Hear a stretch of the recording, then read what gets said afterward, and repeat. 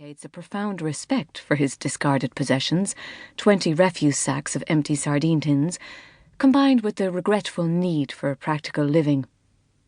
He narrows his gimlet eyes. "You're a little shit, aren't you?" I pull off my mask. "I wanted to find your cooker, Mr. Flood. I thought we might branch out, give the microwave a bit of a break." He watches me, his mouth tight with venom. "I could curse you," he says, a hint of a sob in his frayed brogue. "I could curse you to hell." "Be my feckin' guest," I say to my Brillo pad. I draw hearts on the rotten hob with bleach, and then start scrubbing again. Mr. Flood mutters in broken Irish on the other side of the kitchen. "That's lovely," I murmur. "You have a poet's voice, Mr. Flood, loaded with foreboding and misery." I flick the dishcloth blithely into the corners of the grill as Mr. Flood switches to English. He wishes me a barren womb, no changes there then, eating without ever shitting, sodomy by all of hell's demons simultaneously and one after another, fierce constrictions of the throat, a relentless smouldering of the groin, and an eternity in hell with my eyes on fire. Then he stops, and I look up.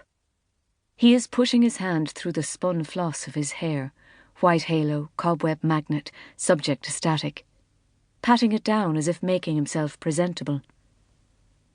Then he raises the still dark caterpillars of his eyebrows a fraction of an inch and dips his head to one side. The effect is oddly charming. It has something of an ancient misanthropic squirrel about it. His mouth starts to work in a series of stifled contortions, like a ventriloquist with hiccups. "Are you okay, Mr. Flood?"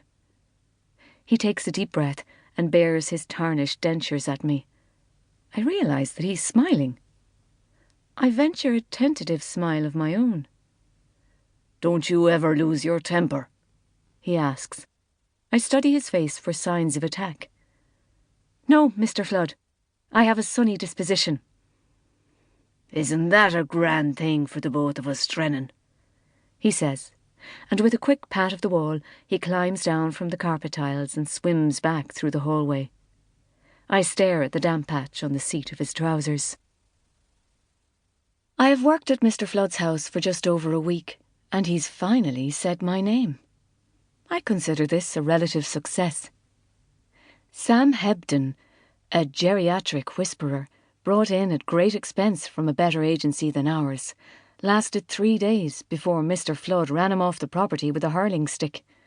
I haven't had the pleasure, but I gather Sam was in tatters. Perhaps Biba Morell, case manager, was right after all in pairing us. Cathal Flood, meet Maud Drennan. Biba's cake-saturated voice was full of glee when she phoned me that day.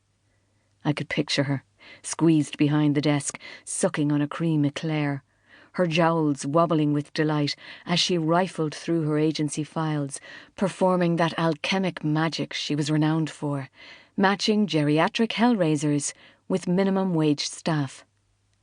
Biba, the social care cupid, dressed in a stretch-waist suit and floral scarf, her voice honeyed with the joy of facilitating yet another spectacular client-care-worker relationship. I hardly listened, but if I had, I would have heard the words attracts a higher pay rate, challenging, assault, hoarding, and common ground. I would certainly have agreed that Mr. Flood and myself, both being Irish, share a love of fiddle music, warm firesides, and a staunch belief in the malevolence of fairies. Not to mention the innate racial capacity to drink any man alive onto the table, whilst we dwell in soft melancholy on the lost, wild beauty of our homeland. But now, as I survey the scene before me, my optimism falters. Even the cloakroom in Mr. Flood's straight-up, falling-down, gothic crap heap is on a grand scale. Part ballroom, part cave, with a great black marble horse trough of a sink, and wall sconces 3 feet high topped with whipped glass flames. An antiquated tin cistern roosts high above a monumental throne, a masterpiece in crenulated ceramic. The colour palette